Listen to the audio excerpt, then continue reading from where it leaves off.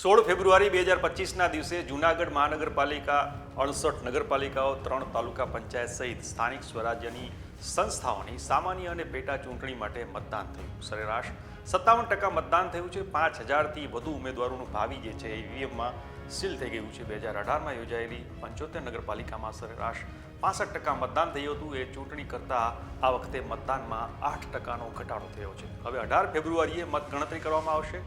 પરિણામ જાહેર થશે.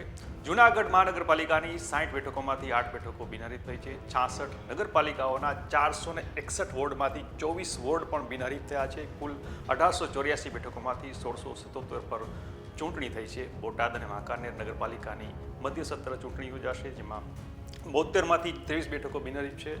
કુલ 212 ઉમેદવાર બિનહરીફ ચૂંટાઈ આવ્યા છે, જેમાં ભાજપ બાજી મારી ગયો તો કોંગ્રેસ અને આમ આદમી પાર્ટી પણ મેદાને છે. ત્યારે બાકીની સીટો પર હવે આવતીકાલે રિઝલ્ટમાં કોણ બાજી મારી જાય છે એ જોવાનું રહેશે.